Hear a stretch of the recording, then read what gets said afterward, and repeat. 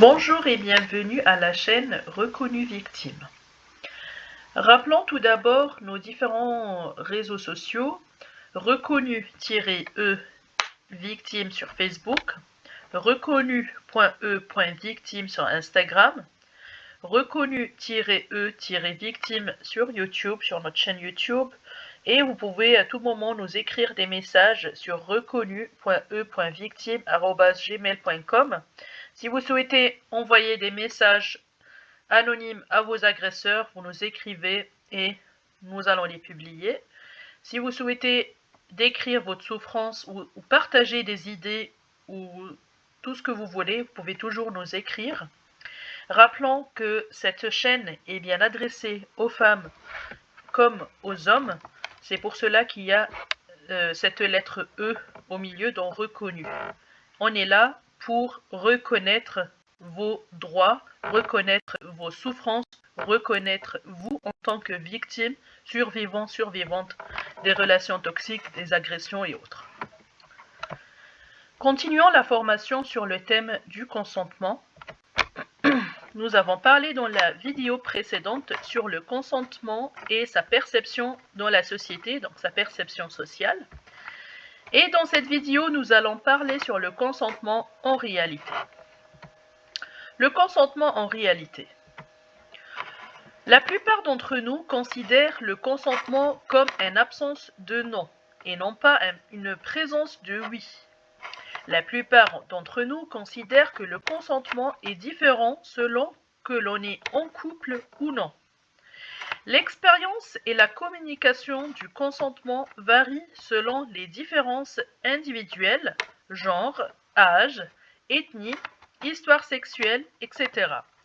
Les contextes interpersonnels, le contexte social, sexisme, racisme et ainsi de suite. La plupart d'entre nous considèrent que le consentement n'a pas besoin d'être activement communiqué pour certains comportements sexuels. Les comportements sexuels.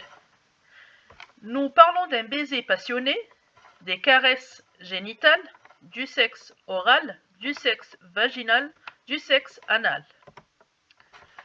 Consentir versus désirer ou souhaiter. Ce sont des concepts différents, mais pouvant quelquefois se superposer. Désirer quelque chose, mais pas avoir la volonté de le faire. Ou bien avoir la volonté de le faire, mais pas désirer de le faire. Ambivalence et incertitude. Raison de désirer coexistent avec des raisons de ne pas désirer quelque chose. Ça peut arriver. Conflit entre ce que l'on veut et ce qu'on est prêt à faire. Événement isolé versus processus, c'est-à-dire un événement en continu. Le consentement au début de la rencontre vaudrait pour toute la durée. Processus, variation durant l'interaction, peut être donné ou bien peut être retiré. C'est pour cela que dans quelques pays, et peut-être que ça existe toujours en France, que le mariage est considéré comme un consentement avec une durée indéterminée. Quand vous posez ou quand vous êtes en possession de votre partenaire, ce qui n'est pas en réalité le cas, parce que le consentement, ce n'est pas d'une seule fois, on ne peut pas donner juste notre consentement pour une durée indéterminée. Ça peut varier, ça peut changer, c'est justement un processus qui a une variation durant l'interaction et peut être donné et peut être aussi retiré à tout moment, même durant l'acte sexuel, même juste après, même juste avant. Enfin, à tout moment, nous pouvons changer d'avis. Le consentement, c'est la volonté d'une personne de s'engager dans un comportement sexuel particulier avec une personne particulière dans un contexte particulier. La communication du consentement. La communication du consentement, ça peut se faire par des moyens variés, des niveaux d'explication ou d'explicitation variés.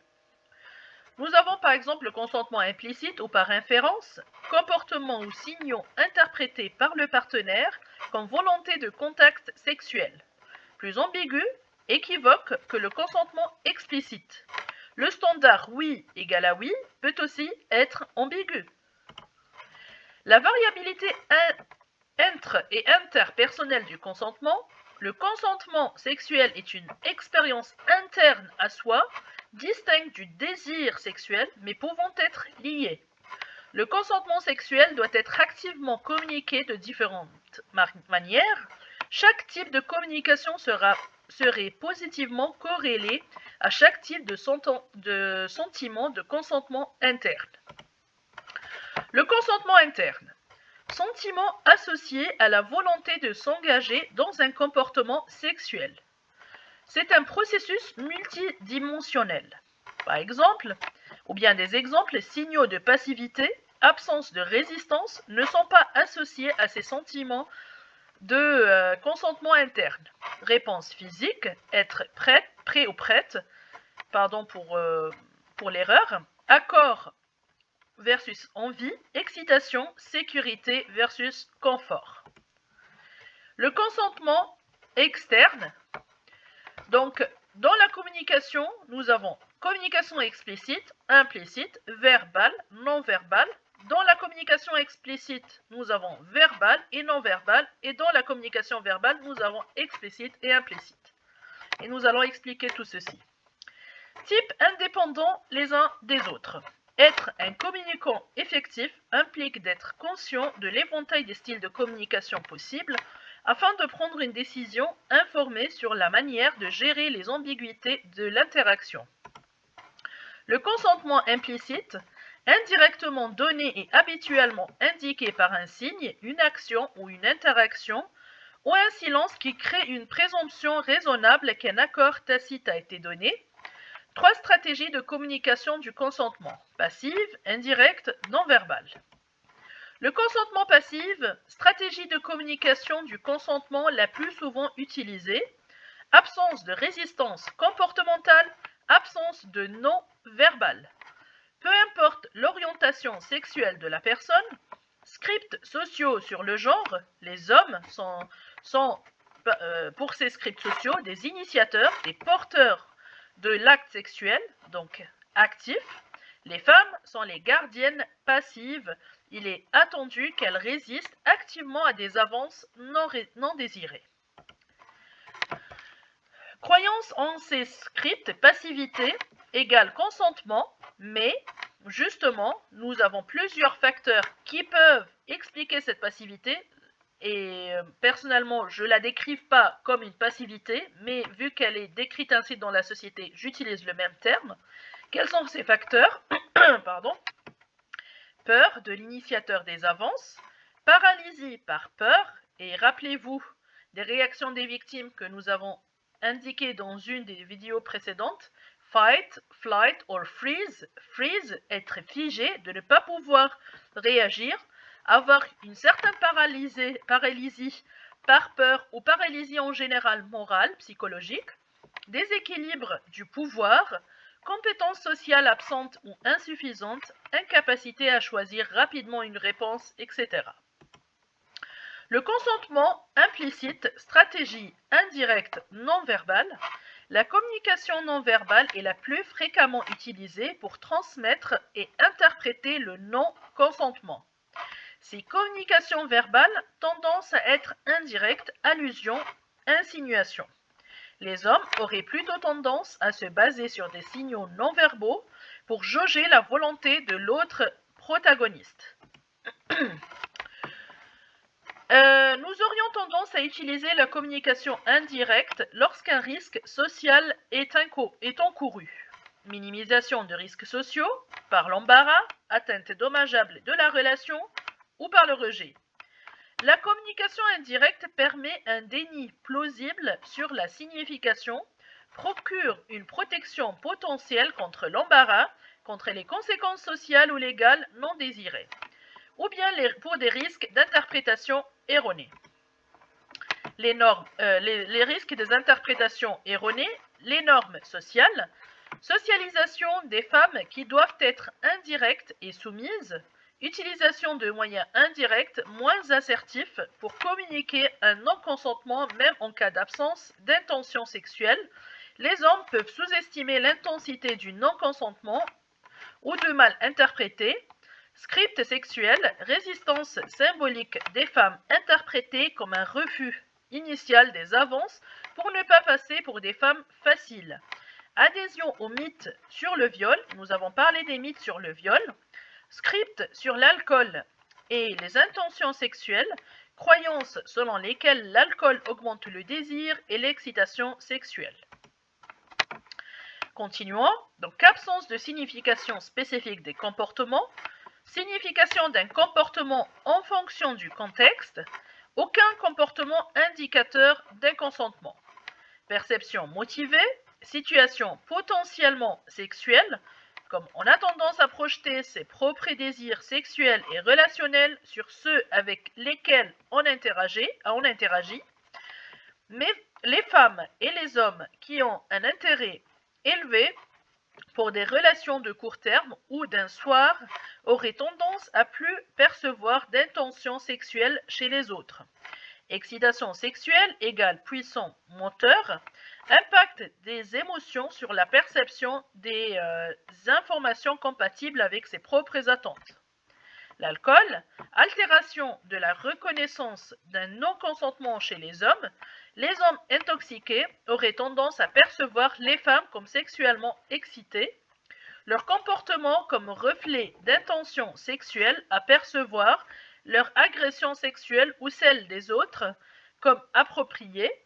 L'alcool facilite plus l'interprétation erronée chez les hommes ayant un niveau élevé d'adhésion au mythe du viol. L'inexpérience relationnelle ou l'inexpérience sexuelle également. Utilisation de signaux non-verbaux pour indiquer et pour percevoir le consentement. Utilisation de l'initiative comportementale comme se déshabiller. Utilisation de moyens agressifs pour communiquer leur consentement. Consentement perçu comme un événement isolé plutôt que comme un processus. Utilisation du comportement passif pour communiquer le consentement. La compliance, obéissance sexuelle, la zone grise, sexe non désiré mais néanmoins agi ou consenti. Le viol est l'absence de consentement mais pas l'absence du désir. Les comportements indicatifs du désir sexuel ont tendance à être interprétés comme indicatifs de consentement. La compliance, obéissance sexuelle, pression verbale et coercition sexuelle. Céder n'est pas consentir et ça, c'est un principe bien important dans le consentement et dans la relation sexuelle en général. Céder n'est pas consentir, pression verbale comme les manipulations, mensonges, fausses promesses, pression en raison de l'autorité détenue, menaces non physiques, ou bien menaces manifestes ou insidieuses, de mettre un terme à la relation, de rapporter des choses négatives sur la personne, de ne pas lui donner accès à, insister sans cesse, manifester sa mauvaise humeur. Les menaces insidieuses peuvent provenir de l'entourage, normes culturelles, scripts sociaux, mais la contrainte causée par une menace peut varier selon sa nature, les individus impliqués et le contexte. Voilà pour aujourd'hui. Et cette présentation, c'est le fruit de plusieurs sources en ligne, plusieurs articles et livres lus, et de plusieurs formations des associations des droits des victimes, de lutte contre les violences et les agissements sexistes et sexuels. Son objectif est de sensibiliser les personnes au soutien des victimes et à la lutte contre les violences faites à leur égard. Je vous remercie et à la semaine prochaine.